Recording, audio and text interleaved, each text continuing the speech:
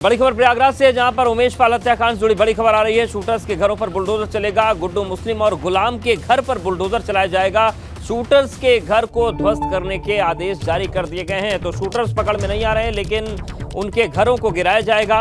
उमेश पाल हत्याकांड मामले में 2 शूटर्स के जो घर हैं अब प्रशासन के निशाने पर आ गए हैं। गुड्डू मुस्लिम और गुलाम के घर पर बुलडोजर चलेगा और इस संबंध में ध्वस्तीकरण का आदेश भी प्रशासन की तरफ से जारी कर दिया गया। प्रयागराज के चर्चित उमेश पाल शूटआउट केस में शामिल अपराधियों की मुश्किलें बढ़ने जा रही हैं। शूटआउट की वारदात में सीधे तौर पर शामिल शूटर गुड्डू मुस्लिम और गुलाम के घर पर बुलडोजर चलाए जाने की तैयारी की गई है। प्रयागराज विकास प्राधिकरण ने इसके लिए बाकायदा खाका तैयार कर लिया है।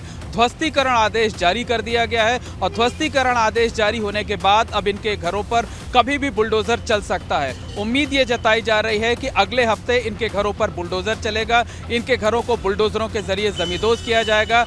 विकास प्राधिकरण के अफसरों ने ध्वस्तीकरण आदेश जारी किए जाने की पुष्टि कर दी है। अफसरों ने साफ तौर पर कहा है कि पिछले दिनों जो घटनाक्रम हुए उसके बाद शहर में तकरीबन 60 लोगों को नोटिस जारी किया गया था। इनमें वो लोग भी शामिल हैं जो उमेश पाल के वारदात में शामिल थे। गुड्डू मुस्लिम और गुलाम के नाम भी हैं। सभी को 1 हफ्ते का वक्त दिया गया था, लेकिन इनमें से जो लोग उमेश पाल की वारदात में शामिल थे किसी का भी जवाब नहीं आया। उसके बाद एक नोटिस गुलाम और गुड्डू मुस्लिम के घरों पर भी चस्पा किया गया और जब उनका भी जवाब नहीं आया तो अब सीधे तौर पर ध्वस्तीकरण का आदेश जो है जारी कर दिया गया है। अगले हफ्ते इन दोनों के घरों पर बुलडोजर चलने की उम्मीद जताई जा रही है और बुलडोजर की ये कार्रवाई 22 मार्च से तक कर ली जाएगी, क्योंकि 22 मार्च से ही नवरात्र और रमजान का पर्व शुरू हो रहा है और जो अधिकारी हैं वो ये चाहते हैं कि पर्व शुरू होने से पहले ही इस तरीके की कार्रवाइयां कर ली जाएं। तो ध्वस्तीकरण आदेश जारी हो चुका है और कभी भी जो शूटर्स हैं उनके घरों पर बुलडोजर चल सकता है,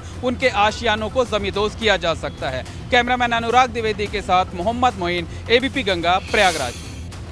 और चलिए बात करते हैं कोलकाता की। कोलकाता में सपा राष्ट्रीय कार्यकारिणी की बैठक जारी है। अखिलेश यादव समेत तमाम बड़े नेता बैठक में मौजूद हैं। मिशन 2024 समेत कई मुद्दों पर मंथन चल रहा है।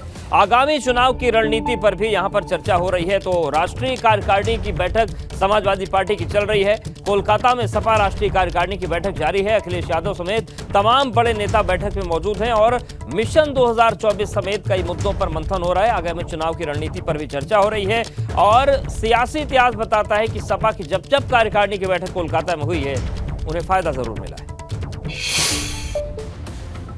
डिप्टी सीएम ब्रजेश पाठक का अखिलेश यादव पर सियासी हमला हुआ है। समाजवादी पार्टी अंतिम दौर में गुजर रही है, ब्रजेश पाठक ने कहा है। उन्होंने कहा कि यूपी में सपा का कोई आधार नहीं है। सपा कुछ भी कर ले कोई परिणाम नहीं मिलेगा। सपा के पास आधार नहीं है, इसलिए यूपी को उन्होंने छोड़ दिया है। समाजवादी पार्टी का अधिवेशन हो रहा है। उत्तर प्रदेश में समाजवादी पार्टी का कोई जनाधार नहीं है, समाप्त हो गया है।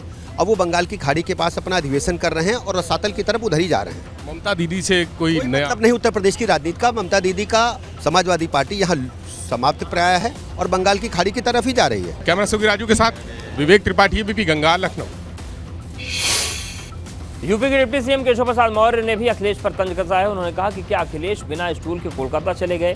केशव प्रसाद मौर्य ने कहा ममता को अखिलेश के साथ ऐसा नहीं करना चाहिए था, क्योंकि एक तस्वीर सामने आई है और एक बार फिर से राजनीति में स्टूल की एंट्री हो गई है। अखिलेश ने बंगाल जाकर अपमान किया है, तो स्टूल को लेकर अब तक अखिलेश यादव केशव प्रसाद मौर्य पर निशाना साधते थे, लेकिन अब केशव प्रसाद मौर्य ने अखिलेश को घेर लिया है और उन्होंने पूछा है कि क्या अखिलेश बिना स्टूल के कोलकाता चले गए थे।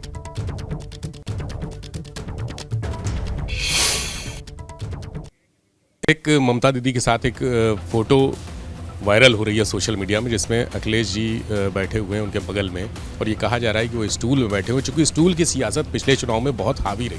तो मेरा स्टूल लेकर चले गए क्या वो? और अगर ऐसा है तो पश्चिम बंगाल की मुख्यमंत्री दीदी ममता दीदी को ऐसा नहीं करना चाहिए। उत्तर प्रदेश के पूर्व मुख्यमंत्री ये तो श्री अखिलेश यादव जी पश्चिम बंगाल में जाकर के उत्तर प्रदेश का अपमान कराने का काम कर रहे हैं। 2004 से भी बेहतर चुनाव लड़ने की बात उन्होंने कही। 2004 से बेहतर कब कहाँ? 2004 कहाँ, 2024 कहाँ? अब वो समाजवादी पार्टी डूबता हुआ जहाज है।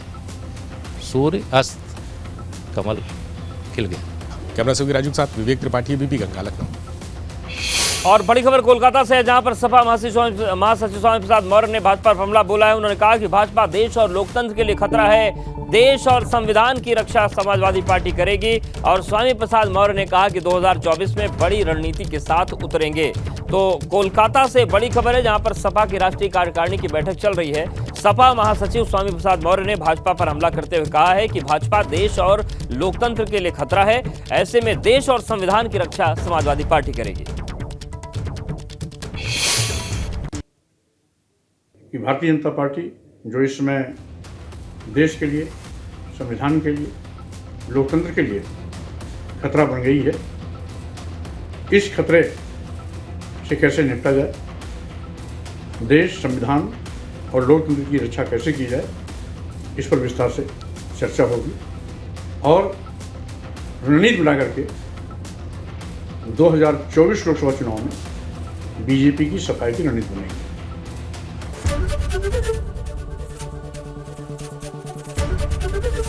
एबीपी गंगा, खबर आपकी, जुबान आपकी।